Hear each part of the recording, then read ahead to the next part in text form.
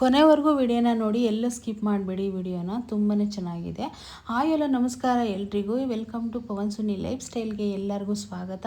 ಎಲ್ಲರೂ ಹೇಗಿದ್ದೀರಾ?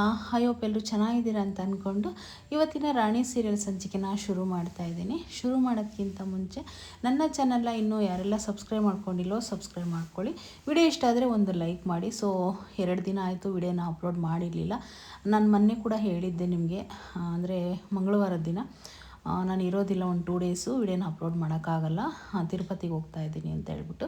ಸೊ ನಾನು ತಿರುಪತಿಗೆ ಹೋಗಿರೋದು, ದರ್ಶನ ಮಾಡಿರೋದು, ಪ್ರತಿಯೊಂದು ಡೀಟೇಲ್ಸ್ ಏನಾದರೂ ಬೇಕು ಅಂತಂದರೆ ಇನ್ನೊಂದು ನಂದು ರಾಧಾಕೃಷ್ಣ ಲಾಗ್ಸ್ ಇನ್ ಕನ್ನಡ ಅಂತೇಳಿ ಒಂದು ಚಾನಲ್ ಇದೆ. ಅದರಲ್ಲಿ ನಾನು ಡೈಲಿ ಲಾಗ್ಸ್ನ ಹಾಕ್ತಾ ಇರ್ತೀನಿ. ಅಲ್ಲಿ ಹೋಗಿ ನೀವು ಖಂಡಿತ ನೋಡ್ಬೋದು. ಸೊ ಬನ್ನಿ ಈಗ ಶುರು ಮಾಡೋಣ. ಇನ್ನು ಇಲ್ಲಿ ಏನಾಗ್ಬಿಟ್ಟಿರುತ್ತಂದರೆ, ಸುಲೋಚನ ಇರ್ತಾರಲ್ವ, ಅಂದರೆ ಈಗ ವರ್ಧ ಮದುವೆಗಿರ್ತಾನಲ್ಲ ಸುಲೋಚನ, ಅವಳು ಸಾಯಿಸಿರ್ತಾನಲ್ಲ ವರ್ಧ, ಆ ಸಾಕ್ಷಿ ಅವ್ರ ಅಣ್ಣನ ಕೈಯಲ್ಲಿ ಸಿಕ್ಬಿಟ್ಟಿರುತ್ತೆ. ಅದನ್ನು ನೋಡಿಕೊಂಡು ತುಂಬಾ ನೊಂದ್ಕೊಳ್ತಾ ಇರ್ತಾನೆ. ಅಂದರೆ ಅವಳು ಒಂದು ವಿಡಿಯೋ ಮಾಡಿ ಇಟ್ಟಿರ್ತಾಳೆ. ಇವಳು ಲವ್ ಮಾಡಿಕೊಂಡು ವರ್ಧನ ನಂಬಿ ಬಂದು ಮದುವೆ ಮಾಡ್ಕೊಂಡಿರ್ತಾಳೆ ಸುಲೋಚನ. ಸೊ ಅವ್ರ ಅಣ್ಣನಿಗೆ ಒಂದು ವಿಡಿಯೋ ಮಾಡಿ ಕಳಿಸ್ಬೇಕು, ನಮ್ಮ ಅಣ್ಣಂಗೆ ಗೊತ್ತಾಗಬೇಕು ಇವನೇನು, ಇವನ ಕ್ಯಾರೆಕ್ಟ್ರ್ ಏನು ಅಂತ ಹೇಳ್ಬಿಟ್ಟು ಒಂದು ವಿಡಿಯೋನ ಮಾಡಿ ಇಟ್ಟಿರ್ತಾಳೆ. ಅದೇನು ಅಂತಂದರೆ, ಅಣ್ಣ ಪ್ಲೀಸ್ ಅಣ್ಣ, ನನ್ನ ದಯವಿಟ್ಟು ಕ್ಷಮಿಸ್ಬಿಡು. ಏಕೆ ಅಂತಂದರೆ ನನಗೆ ಇವನು ಈ ರೀತಿ ಅಂತ ನನಗೆ ಗೊತ್ತಿರಲಿಲ್ಲ. ಅವನ್ನ ಮದುವೆ ಮಾಡ್ಕೊಂಡು ಬಂದಾದಮೇಲೆ ಇವನು ಎಷ್ಟು ಕೆಟ್ಟವನಂತ ನನಗೆ ಗೊತ್ತಾಯಿತು. ಸೊ ಹಾಗಾಗಿ ನಾನು ಈಗ ತುಂಬ ನೊಂದ್ಕೊಳ್ತಾ ಇದ್ದೀನಿ.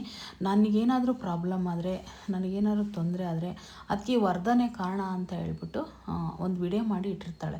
ಆವಾಗ ಅವ್ರ ಅಣ್ಣ ಅದನ್ನೆಲ್ಲ ನೋಡಿ ತುಂಬ ನೊಂದ್ಕೊಂಡು, ಇವು ವರ್ಧ ಇಂಥ ಕೆಟ್ಟು ವ್ಯಾಘ್ರ ಅಂತ ಗೊತ್ತೇ ಇರಲಿಲ್ಲ, ನೀನು ಯೋಚನೆ ಮಾಡಬೇಡ, ನಿನಗೆ ನ್ಯಾಯ ಸಿಗೋವರೆಗೂ ನಾನು ಬಿಡೋದಿಲ್ಲ, ನ್ಯಾಯ ಕೊಡಿಸ್ತೀನಿ, ಈ ನ್ಯಾಯಕ್ಕೋಸ್ಕರ ಇದೊಂದು ಸಾಕ್ಷಿ ಸಾಕು, ಅವನ ಸಾಮ್ರಾಜ್ಯನೇ ಉಳಿಸ್ತೀನಿ, ಅವನು ಏನೆಲ್ಲ ಮಾಡಿದನೋ ಅದನ್ನೆಲ್ಲ ಹೊರಗಡೆ ತೆಗಿತೀನಿ ಅಂತ ಹೇಳ್ಬಿಟ್ಟು ಹೇಳ್ತಾ ಇರ್ತಾರೆ.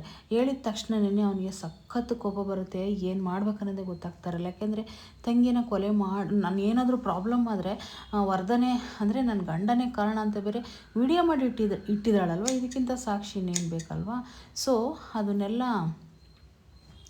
ನೊಂದ್ಕೊಂಡು ನಾನು ಮಟ್ಟ ಹಾಕ್ತೀನಿ ಅಂತೇಳಿ ಅನ್ಕೋತಾ ಇರ್ತಾನೆ.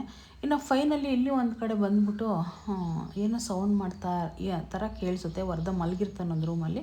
ಅಲ್ಲಿ ಬಂದುಬಿಟ್ಟು ಒಂದು ಚೇರ್ ಮೇಲೆ ಕೂತ್ಕೊಂಡು, ಅಂದರೆ ಸುಲೋಚನ ಅವ್ರ ಅಣ್ಣ ನಗ್ತಾ ಇರ್ತಾನೆ, ಸಕ್ಕದಾಗಿ ನಗ್ತಾ ಇರ್ತಾನೆ. ಆಗ ವರ್ಧ ಎದ್ಬಿಟ್ಟು, ಯಾರು ನನ್ನ ರೂಮಲ್ಲಿ ನಗ್ತಾ ಇದ್ದಾರೆ, ಸೆಕ್ಯೂರಿಟಿ ಯಾರು ಇಲ್ಲಿವರೆಗೂ ಬಿಟ್ಟಿದ್ದೀರಾ ಅಂತೇಳಿ ವರ್ಧ ಬಂದು ಮುಖ ನೋಡ್ತಾನೆ. ಆದರೆ ಇಲ್ಲಿ ಇವರಾಗಿರ್ತಾರೆ. ಅದೆಲ್ಲ ಬಂದ್ಬಿಟ್ಟು ತುಂಬ ಟೆನ್ಷನ್ ಮಾಡಿಕೊಂಡು ವರ್ಧ ಸೊ ಸೆಕ್ಯೂರಿಟಿ ಬಂದು ಆಚೆ ಹಾಕಿ ಅಂತೇಳಿ ಕಿರ್ಚ್ಕೊಂಡಾಗ ಅವ್ನು ಇದ್ಕೊಂಡು, ಇಲ್ಲಿ ಆಚೆ ಹಾಕೋಕ್ಕೆ ಯಾರೂ ಬರೋಕ್ಕೆ ಸಾಧ್ಯನೇ ಇಲ್ಲ, ನಾನು ಎಲ್ಲರನ್ನೂ ಬಿಗಿ ಮಾಡಿ ಬಂದಿದ್ದೀನಿ ಅಂತ ಕೂಡ ಹೇಳ್ತಾನೆ. ಆಗ ಹೇಳಿದ ತಕ್ಷಣ, ಎದ್ದ ತಕ್ಷಣ ಅದು ಕನಸಾಗಿರುತ್ತೆ ವರ್ಧನ್ಗೆ. ಸೊ ಬಂದಿರಲ್ಲ ಅವನು. ಅಂದರೆ ಫಸ್ಟ್ಗೆ ಮೊಬೈಲಲ್ಲಿ ವಿಡಿಯೋ ಮಾಡಿರೋದು, ಸುಲೋಚನ ಕಳಿಸಿರೋದು ಅದೆಲ್ಲ ನನಸೇನೆ, ಇದು ಮಾತ್ರ ಕನಸಾಗಿರುತ್ತೆ ಅಷ್ಟೇ. ಇಲ್ಲಿ ಒಂದು ಕಡೆ ಏನಾಗಿರುತ್ತೆ ಅಂದರೆ, ಸರಳ ತುಂಬ ಒಂದು ಕಡೆ ಕೂತ್ಕೊಂಡಿರ್ತಾಳೆ. ಅಲ್ಲಿಗೆ ಇವ್ರೇನು ಮಾಡ್ತಾರೆ, ಸತ್ಯಣ್ಣ ಒಂದು ಚಿನ್ನದ ಸರ ತಂದ್ಬಿಟ್ಟು ನೀನು ಕಣ್ಣು ಮುಚ್ಕೊಳ್ಳಿ ಅಂತ ಹೇಳಿ ಕೊಳ್ಳಿಗೆ ಹಾಕ್ಬಿಡ್ತಾನೆ. ಅದನ್ನು ಹಾಕಿದ ತಕ್ಷಣ ಕಣ್ಬಿಡು ಅಂದ ತಕ್ಷಣವೇ ಅಲ್ಲಿ ಸರ ಆಗಿರುತ್ತೆ, ಅದು ಚಿನ್ನದ್ದು. ಅದನ್ನು ನೋಡಿಬಿಟ್ಟು ಸರಳ ತುಂಬಾ ಖುಷಿ ಪಡ್ತಾಳೆ.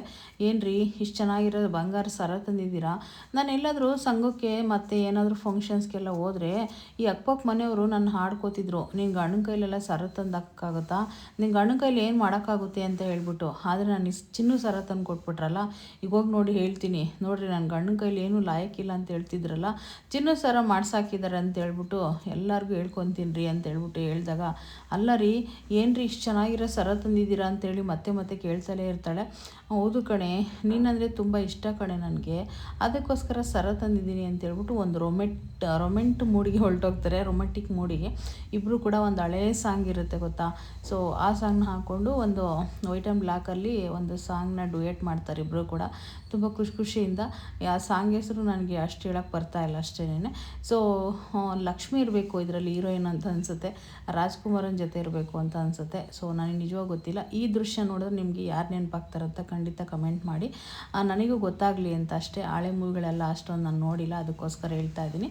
ಬಟ್ ಈ ಒಂದು ದೃಶ್ಯನ ನೋಡ್ತಾ ಇದ್ದರೆ, ಈ ಥರ ಒಂದು ಬಟ್ಟೆಗಳನ್ನ ನೋಡ್ತಾ ಇದ್ದರೆ ಆ ಸ್ಟೈಲಲ್ಲಿ ಆವಾಗ ಲಕ್ಷ್ಮಿ ರಾಜ್ಕುಮಾರ್ ಇಬ್ಬರೇ ಆಗ್ತಿದ್ದು ಅಂತ ಅನ್ನಿಸ್ತಾ ಇದೆ.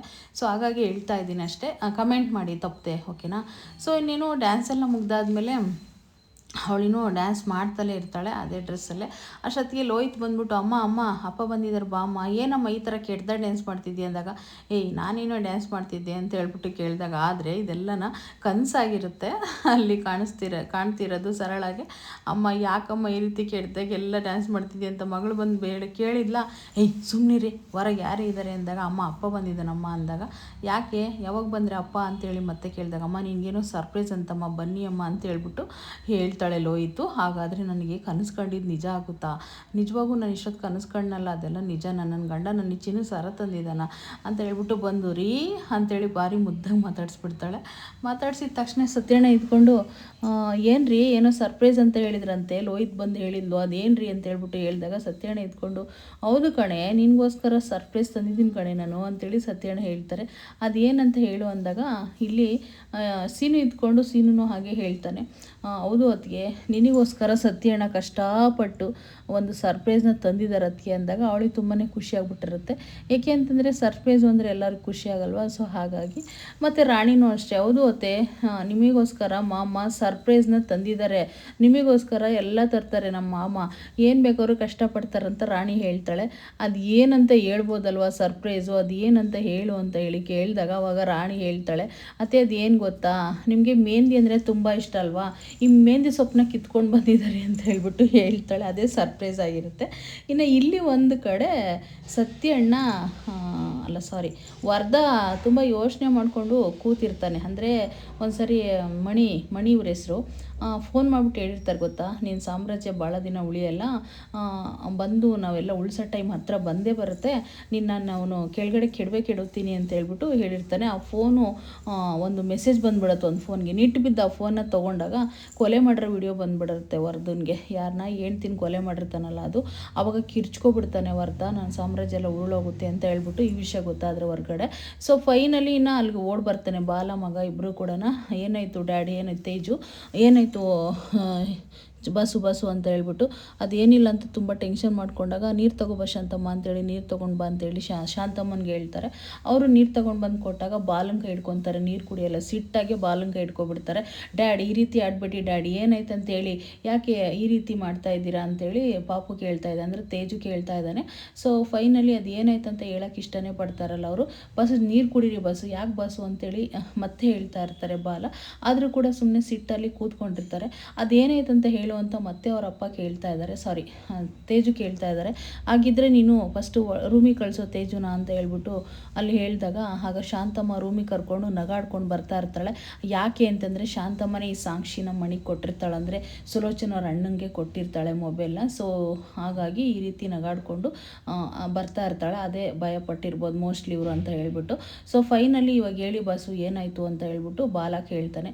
ಅದೇನಿಲ್ಲ ಬಸ್ಸು, ಒಂದು ದೊಡ್ಡ ಕನಸು, ಆ ಕನಸಲ್ಲಿ ನಾನು ಸಾಮ್ರಾಜ್ಯ ಎಲ್ಲ ಉರುಳೋಗಿತ್ತು, ನಾನು ಬೀದಿಗೆ ಬಂದಿದ್ದೆ, ಆ ರೀತಿ ನನಗೆ ಕನಸು ಬಿದ್ದಿದೆ ಅಂತ ಹೇಳ್ಬಿಟ್ಟು ವರ್ಧ ಹೇಳ್ತಾರೆ. ಆಗ ಹೇಳಿದ ತಕ್ಷಣ ಬಾಲ ಇದ್ಕೊಂಡು, ಬಸ್ಸು ಕನಸಿಗೆಲ್ಲ ನೀವು ಇಷ್ಟೊಂದು ಎದುರ್ಕೊಂಡ್ರ, ಕನಸಿಗೆಲ್ಲ ಯಾಕೆ ಬಸ್ ಇಷ್ಟೊಂದೆಲ್ಲ ಎದುರ್ಕೋಬೇಕು, ಕನಸು ಕಂಡಿರೋದೆಲ್ಲ ನಿಜ ಆಗಿದ್ರೆ ನಾನಂತೂ ಎಷ್ಟು ಕನಸುಗಳು ಕಂಡಿದ್ನೋ ನನಗೆ ಗೊತ್ತಿಲ್ಲ, ಆದರೆ ನಂದು ಯಾವುದು ನಿಜನೇ ಆಗಿಲ್ವಲ್ಲ ಬಸ್ಸು ಅಂತ ಬಾಲ ಹೇಳ್ತಾನೆ. ನಿನಗೂ ಕನಸು ಬರುತ್ತಾ ಬಾಲ ಅಂತೇಳಿ ವರ್ಧ ಕೇಳಿದಾಗ, ಹೌದು ಬಸ್ಸು ನನಗೂ ಬೇಜಾನ್ ಕನಸು ಬರುತ್ತೆ ಅಂತ ಅಂದಾಗ, ಅದೇನಂತ ಹೇಳು ಬಾಲ ಅಂತ ಹೇಳ್ಬಿಟ್ಟು ಹೇಳ್ತಾನೆ. ಇಲ್ಲ ಬಸ್ಸು ನೀವು ಹೇಳಿ, ನಂದೆಲ್ಲ ಬಿಟ್ಟಾಕಿ ಬಸ್ಸು, ನಿಮ್ದೇನಂತ ಹೇಳಿ ಫಸ್ಟು ಅಂತ ಹೇಳ್ಬಿಟ್ಟು ಬಾಲ ಕೇಳ್ತಾನೆ. ಆದ್ರೂ ಇಲ್ಲಿದ್ಕೊಂಡು ಅದೇನಂತ ಹೇಳು ಅಂತ ಮತ್ತೆ ವರ್ಧ ಕೇಳಿದಾಗ, ಬಸ್ಸು ಅದೇನು ಗೊತ್ತಾ ನನ್ನ ಕನಸಲ್ಲಿ ಬರೋದು, ನಾನು ಕಾವೇರಿ ಒಂದು ಪುಟ್ಟು ಮನೇಲಿರ್ತೀವಿ, ನಾವಿಬ್ಬರು ತುಂಬ ಚೆನ್ನಾಗಿರ್ತೀವಿ ಅಂತಲೇ ಹೇಳ್ಬೋದು. ಅಷ್ಟು ಖುಷಿಯಿಂದ ಅವಳಿಗೆ ನಾನು ಊಟ ಮಾಡಿಸ್ತೀನಿ, ನನಗೆ ಅವಳು ಊಟ ಮಾಡಿಸ್ತಾಳೆ, ಮತ್ತು ನಮಗಿಬ್ಬರಿಗೂ ಒಂದು ಮಗು ಕೂಡ ಇರುತ್ತೆ, ಅದು ಹೆಣ್ಮಗು ಆಗಿರುತ್ತೆ. ನಾನು ಹೆಗಲ ಮೇಲೆ ಹಾಕ್ಕೊಂಡು ಅದನ್ನು ಮುದ್ದಾಡ್ಕೊಂಡು ಮನೆಯೆಲ್ಲ ಓಡಾಡಿಸ್ಕೊಂಡು ಊಟ ಮಾಡಿಸ್ತಾ ಇರ್ತೀನಿ. ಈ ರೀತಿ ಎಲ್ಲ ಕನಸು ಬೀಳ್ತಾ ಇರುತ್ತೆ. ಆದರೆ ಅದೆಲ್ಲ ನಿಜ ಆಗಿದೆಯಾ ಬಸ್ಸು ಅಂತೇಳಿ ತುಂಬ ಅಳ್ತಾ ಇರ್ತಾನೆ. ಅದು ನಿಜ ಆಗಿದೆ, ಆದರೆ ಅವನ ಕಣ್ಣಿಗೆ ಕಾಣಿಸ್ತಾ ಇಲ್ಲ ಅಷ್ಟೇ. ಅದು ಇವಾಗ ಒಂದು ಇವನು ಅವ್ರು ಸಪೋರ್ಟ್ ಆಗಿ ಕಾವೇರಿನ ಬಿಡಿಸ್ಕೊಂಡು ಬಂದರೆ ಅದು ಕನಸು ನಿಜನೇ ಅಲ್ವಾ. ಸೊ ಆದರೆ ಇವನಿಗೆ ಗೊತ್ತಿರಲ್ಲ ಬಾಲನ್ಗಷ್ಟೇ.